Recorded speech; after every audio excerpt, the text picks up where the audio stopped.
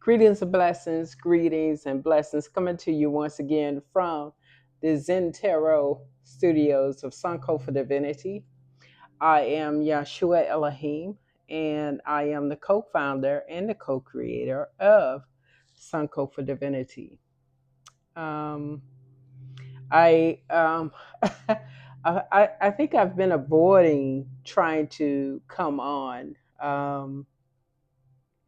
Why, I don't know. Maybe because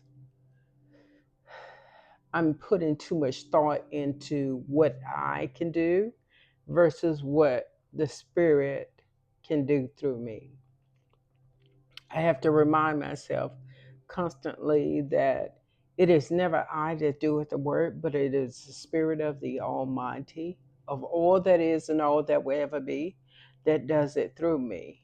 Um, and that will consist of my ancestors, my spiritual guides, the elements of life, the four directions of the earth, as above, so below. So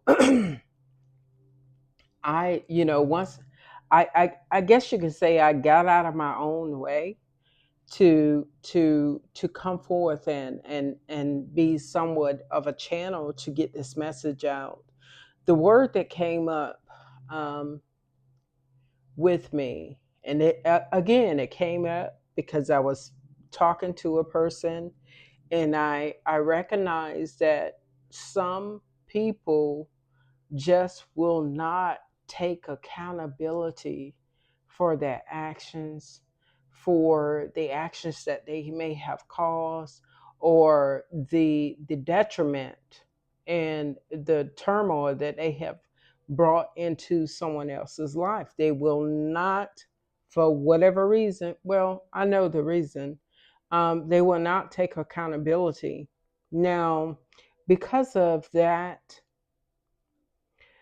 I sense that they can't take accountability because once they begin to take accountability for their actions and their part in a situation or relationship or an experience, it will dismantle the false belief system that they have about who they are, what they think they are, and how they conduct themselves. It will just dismantle that. And because of that dismantling, it'll probably cause a nervous breakdown. It will cause them to have a nervous breakdown simply because the dismantling is the removing of a mask. That mask consists of several other masks that follow right behind it. So, um, people that don't want to take accountability, uh, they do it because they are protecting the mask that they wear. But hey, you know, when you have these people, certain individuals in your life such as that, you know, as a spiritual being having this human experience, you have to keep in mind, I mean, keep in mind in the forefront of your forehead that they are in your life and they spend time in your energy simply because you have consented for them to do so. And in that, you have to ask yourself, well, why would I bring such a person into my life? Why would I attract a person into my life? Why would I attract danger in my life? Why would I attract a liar in my life? Why would I attract someone who likes to dabble uh, in, and I'll use the word pornography, but that's neither here nor there. But dabble in things that you are totally contradictory to, that goes against every your divine nature. Why would you attract such a person into your life? I found myself in a situation where a person came into my life and I kept them in my life. And I knew that they were not supposed to be there. But because I had not come to the full fulfillment or the fulfilling of recognizing who I was and who and the worthiness of who I am, um, they they were allowed to stay.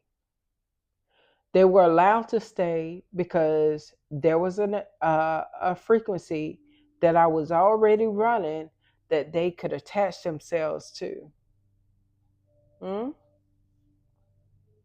See, a lot of times people know who you are before you know them. A lot of times people know who you are and what you're capable of before you even recognize that within yourself. I'll tell you one of the biggest mistakes that I have made in my life in this spiritual journey. And I have to say that I have to retract that because based on the science of mind, Ernest Holmes, there are no mistakes. And there are no mistakes to be made. It was just an experience. Now, I could label it as a mistake, and I'm gonna tell you something about that because there's something with that. When, like, for instance, I'm saying that I had an experience. I had an experience with someone who was not. We didn't drink from the same well. Let me put it like that. We didn't drink the same water. I like for my water to be spring water, purified and clean. But and that's not to say that that person didn't. They did. It's just they preferred it in a different degree. Okay, let me. Everything it comes in degrees. There's a degree to all things. There's a degree to all things. Remember that there are degrees to all things. Even if you look at the natal chart, your natal chart, you will notice that there's degrees between each planet. You know, you may be a little bit more of a Capricorn than you are a Sagittarius, and you don't even realize it because the the degrees. Or I'll say this: you have the potential. You have the potential to express yourself in Capricornian ways than you would as a Sagittarius or a Scorpio, whatever the case is. You understand what I'm saying? I, but I kind of lost my thought there of going back to Ernest Holmes, The Science of Mind. He says that there are no mistakes and there are no mistakes to be made. And there were no mistakes made. Now, he says that because he doesn't recognize mistakes. He recognizes that there are nothing more than a continuation of experiences that come into your life to assist you in cultivating the wholeness and the completion of who you are as a spiritual being, right? Okay. So the power lies in the tongue of the beholder. So if I sit here and say it was a mistake, guess what? That keeps me in a stagnant place or space whenever I think about that individual. But if, and now that I say, oh, it was just an experience that I went through, a human experience that I went through as a spiritual being to assist and cultivate me in the perfecting of my spirituality. Huh? I have more power over that situation if I state it from the latter as far as just having an experience versus being a mistake. See, power lies with the beholder. The perception lies with the beholder. If you perceive a thing to be a mistake, then it must be a mistake because you are the creator of that reality. And on top of that, because you're the creator of that reality, guess what? The universe has to reinforce your reality that you have created. See, there's a law, and that law, there's a law in the universe that moves whether we like it or not. Cause and effect is always going to be in motion. The law of correspondence, the law of polarity, the law of gender, the law of rhythm and vibration, all of those laws, they are going to be in motion. They are going to be in motion. But I'm going to tell you something, and I'll say this: the law is not, the law is impersonal. I'll put it like this: it is impersonal. I don't care who you are, what you are, and how you may come to serve. It is impersonal. I will tell you what is spontaneous, though, is the love that one may have for themselves that will move through that law, and that law will give you back exactly what you put into it. Now, if you put into the law your words of recklessness, using words like mistake, bad, or even using good, because see, the universe or the laws of the universe, they don't see, it doesn't see big or small, large or medium. It doesn't see that. It just sees the form. And see, it's interesting. It's good that it only creates the form and it knows it from the form, because the form can expand. See, the form is, I feel the energy. The the form expands. But if you say, oh, that's bad, guess what? You cause it to lock in and you cause it to be contracted. Okay? You cause it to just be deadlocked, or even good, it's deadlocked. Just consider it to be an experience. Just consider it to be an experience, knowing that all things work together for the betterment and the cultivation of your own spirituality. I understand that we have to use labels to bring about some type of understanding or clarity, but sometimes the labels that we use and how we assign words to certain places and spaces and experiences in our lives, they keep us stuck. Huh? They keep us stuck in places and spaces that no longer serve who we are. There's a science to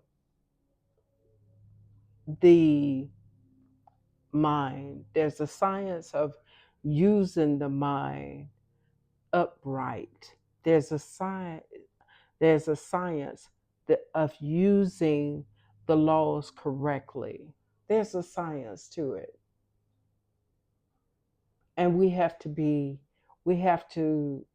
know how to use our minds correctly. We have to learn and watch how nature operates, because you don't have to read a book. You can just study the movements of nature and know that if you spit out of your mouth something that is unpure, unclean, hateful, and angry, you must understand that that seed that you just spit out into the garden or the field of the universe, the universe, the soul of the universe must return unto you that same fruit, unless you correct yourself, unless you find uh, see the errors of your own ways, unless you do that. Only by prayer and fasting can one move into a quiet, silence, tranquil state of meditation, contemplation. Hmm? I believe that to be true because I had my own experience and I'm grateful for it. I'm grateful for all those who have come into my life, and I'm grateful for all of those who have left. I am grateful for I'm still the thing here to take is that I'm still grateful either way. I'm grateful for the coming in and I'm grateful for the going out. So me and Anubis here, we're doing our thing. I'm so glad I came on because I didn't know. I know that I was given a word, accountability, but sometimes when the spirit moves upon me to speak, it just gives me a word. And through that word, it channels through me the things that I need to speak about. And I'll say something about that. It's because there are two types of channels. There are two there's a channel that is in total cooperation with spirit, and there's a channel that would rather sit back and allow the channel to possess them. I mean, the spirit guide to possess them. I work with a committee.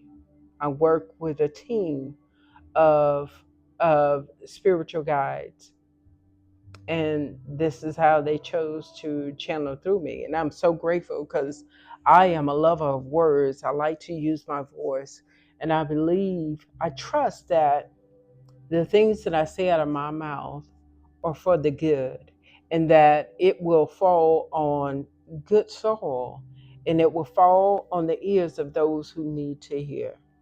Hmm? So, with that, I say this: stay blessed, stay focused, stay in light. And if you happen to find yourself in darkness, get all the understanding, overstanding that you can possibly get. Because at some day, you're going to be called. You're going to be called to be accountable for all these things. All these things. All these things. I never come on here, I just go right into my channeling. But this could be my last part. If you like what I said, just go ahead and like me, like the you know the the message. If you like what I say or you like how I come about and talk about things, subscribe. If you like what I said and you think it would help someone, go ahead and share it with this person or that person. Okay. So with that, I am signing off, and I say to you all, stay focused.